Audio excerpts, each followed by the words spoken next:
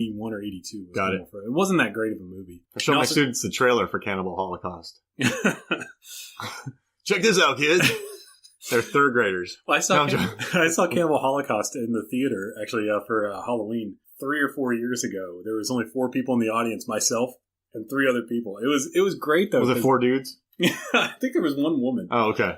And no one was there with another person. Because that's not a movie you would ever take your girlfriend or your wife to. It's like, hey. Yeah. Hey, you want to go see Cannibal Holocaust with me? No. No, but I mean, I'll stay home and not live my life. Yeah. I'd rather not watch a movie that like that, but I'd go see it by myself. I did. And when it ended, I stood up and started clapping because I love that movie. With symbols? Did someone critique your clapping? Yeah, the one other guy walked over and he was like, "Sir, I'm sorry, but that was the worst clapping." Looks like you were holding a watermelon. Yeah. Why do you have so much popcorn? Were you Gallagher? Who's this guy? Gallagher. That's a deep cut. Yeah.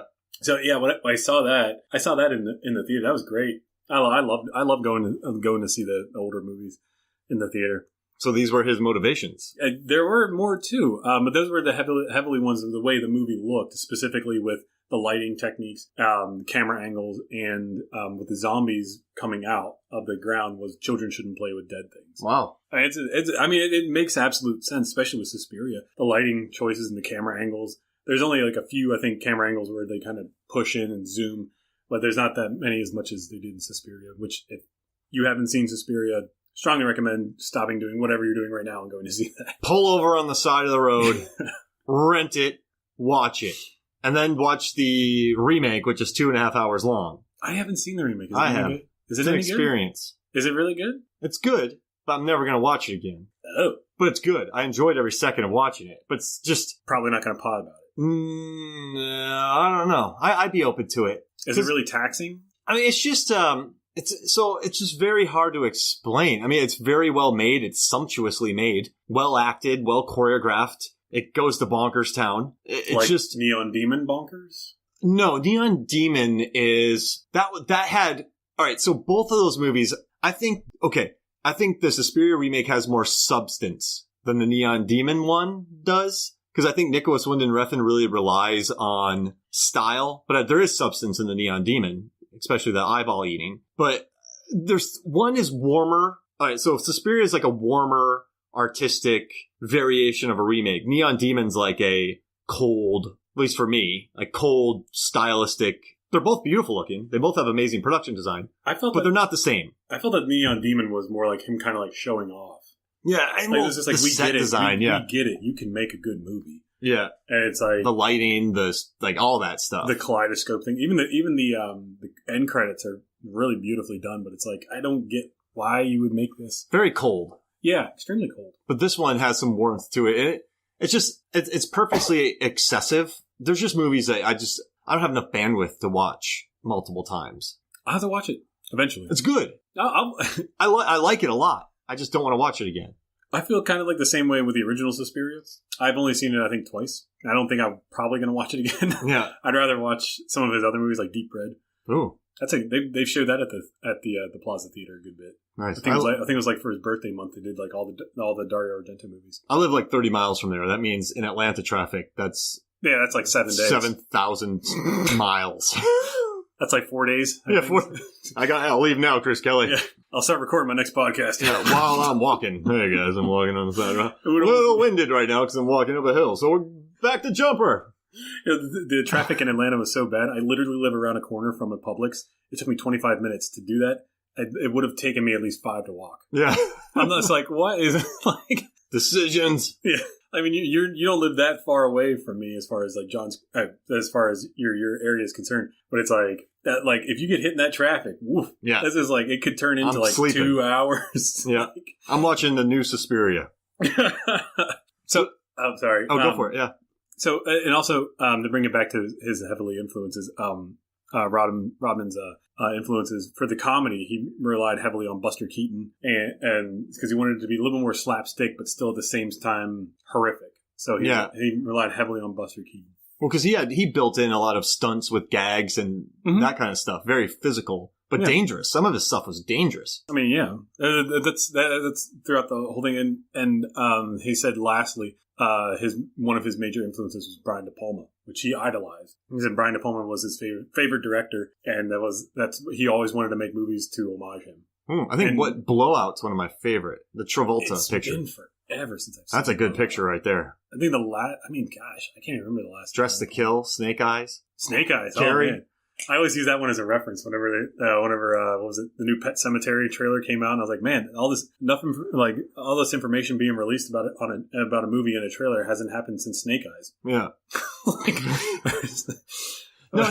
No, that's interesting. He did De Palma because if you think about it, there is a lot of Brian De Palma in this movie, and I wanted to bring that up. It was at the end in the dance, the Halloween dance, that was originally going to look a lot different. The original look of that was supposed to be, the lighting was going to be the same, but he was going to do a split screen, just like Brian De Palma does in all of his movies. Nice. And he wanted it to be much like how Carrie was. And it was supposed to start at the moment whenever the hand comes up and takes the lock. And it was supposed to be a split screen of what the hand was doing as all the chaos ensues. Hey. So you would have actually seen the hand move. They shot it, and he said he shot it, but they didn't really like the way it looked, so he decided to scrap it. Got it. Because, he does pull the head off of Dexter Fletcher. Yeah, but not Dexter Fletcher. Dexter Freebish? No, that's another artist. He has his own line of hot sauce? I did not know that. Gringo Bandito. Nice. Yeah. He goes on some of my favorite podcasts and promotes it all the time. Jeez Louise. He's really big into it. Is it a good brand? Is it everywhere? I haven't ordered it. You get it your local Whole Foods for too expensive? Can you get it at Kroger? So? Yeah. Okay. If it doesn't have sriracha in the title, I don't know what you're talking about. So that's pretty interesting because he does drop the stuff on the students. There's a bit of Carrie in there because some students do die. Yeah, there's a lot of Carrie in that movie. Interesting. But that was the original ending of it. I mean, not ending. Sorry, there was an entire different ending that does happen. But during the scene with the dance, that was originally supposed to happen. So they don't smoke the bong that they made together and then save the world. Was that not in the ending? That was also part of the ending. But whenever she throws the dagger, Vivica Fox throws the dagger and it hits the hand, then goes to Seth Green and goes, yeah, and he's like, "What? That's it? Just a?" He's like, "I mean, I'm happy everybody's okay and everything, but I wanted a little more." So if you watch the DVD, he's like, it stops there, and then the director comes on, and he's like, "Funny you should say that, Seth Green, because we shot a completely different ending, which you're about to watch right now." And they show it, and it actually was a very in-depth different ending. What happened? It opens up the gates of hell. Oh. So, the best way I can put it was that the walls start closing in. Yeah, you remember VHS, the one where they're all the Halloween night one where they're all in the house chanting and sacrificing the girl, and then they run away. The arms start coming out of the wall. I don't remember that. That's the ending of the last story on VHS, but that happens in this movie, and it turns into this all out brawl. It's very violent. They get on the diving board in the gym. They're about to shove, the hand's about to shove Jessica Alba off. It's really intense. It was like a good 20 minutes. Really? Yeah. They cut it out? Yeah, they cut it out because it just didn't fit. Yes. I didn't watch the commentary on that, so I can't. It's a 90-minute stoner movie. That didn't fit, right? Yeah, right. Yeah. It's just, it's kind of like what we were talking about with the guest. It's like they had a whole nother 25 minutes, and it's like, well, the movie's already this long. Yeah. Does anybody actually? What's his backstory? Yeah, exactly. I mean, it is a pretty interesting plan. He's going to kill people, then take an innocent soul back to hell with him. The hand. Yeah. And so he was going to take her back to hell. And how they defeat it? Well, it's the same. You know what? I really can't remember. I can't remember if the hand just falls off. That also, I honestly can't remember, but it does. They do keep some parts of the original ending in the one that we do see. Whereas Seth Green and Eldon are wearing football outfits. That explains that they actually went off and got this gear, and then they were like, "Oh, let's take it on now."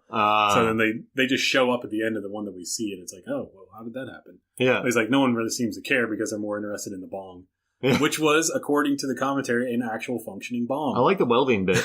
I welded this shit. Yeah, it's Mighty Joe Bong. Yeah. Are you smoking when you should save me? You were smoking with your stoner buddies? Oh my God. But he said that that was an actual functioning bong. Hey. He said that they really had that as a real functioning And they definitely smoked it. They didn't say what they did smoke. But he said oregano. Yeah, exactly. Oregano with nutmeg. But it was a tri-part thing that they could each individually smoke out of. And he said the coolest thing that he thought about it was you don't see it until very quickly at the end, it has a seatbelt on it. So you can strap it to yourself. That's awesome. That's good production design right there. That's good propping. That's a great propping. And it was really fully functional. Now, I do want to say a couple things. We're going to get our PG-13 rating here. I love when the guy, when they call Anton an evil hosting fuckstick. You evil hosting? That's funny. And then I like the part at the end when P-Nub and Seth Green write, "I'm coming for you" on Devin Sawa's bed, and he's in a body cast. And then he yells, "Time to guardian me." Like, that's a good line. Time to guardian me because there's guardian angels. Oh, I thought it was a good bit. Yeah, it's lines like that I like the most. Yeah, there's a lot of great throughout the whole movie. Yeah. I mean, I love that line where what's his name? With the truck. Big truck pulls up and he's just like, big truck. And he just says, he orders all these burgers and he's like, "Tell me everything you know about Satan." It's like, what? Randy. There we go. I liked Randy. That's such a great little line. I love that. And then, at the end, where, Vivica Fox, after she kills the hand, she's like, "All right, time for the ritualistic sex." Yeah. You coming with me? I am, Kid Kat. And he also had a barbed wire tattoo. That was super 90s. Oh my God. I have so many of my friends from high school had those. Mm-hmm. Oh thank God I never did that. Hey, if you do have them, that's totally fine, guys. We're not hating on barbed wire tattoos like Chris Kelly is here. Movies, Films, and Flicks does not agree with Chris Kelly's viewpoints on barbed wire tattoos. I was just making an observation. Notice that. Chris Kelly, it's on your head. Send him a tweet. So about barbed wire tattoos. No. You're going to double down now, aren't you? But you turned off the mic, right? Yeah. I just so many great one-liners throughout the whole thing. Like Fred Willard, man, that's such a great surprise to see. Fred Ward. Fred Ward. No, never mind. Where's my brain? Fred Willard. There's a Fred Willard. Fred Ward was the guy from Remo Willis, wasn't it? Wait, what? I'm thinking Fred Williamson from Fred Flintstone. Fred Glynn? No, Fred Ward. Fred Glynn, the guy that played in the Munsters. Freddy Got Fingered. Freddy Krueger. Freddy Mac and Cheese. Freddie Finley. To bring back from Nightmare on Elm Street, I saw that they played that in the theater. Nice. I just showed my students the rotating set and how they built that. Whoa. And my students were like, "They did that?" I'm like, "Yeah, I just showed you a video." Oh, yeah. No, so, I mean, this movie, I don't know, any other cool behind-the-scenes stuff you got for me? Of course, yeah. Yeah, let's hear it. The scene that takes place in the gym at the end, the Halloween dance, that if you look closely, because they mentioned this throughout the entire commentary, that there is a harem girl that is in literally every shot. Really?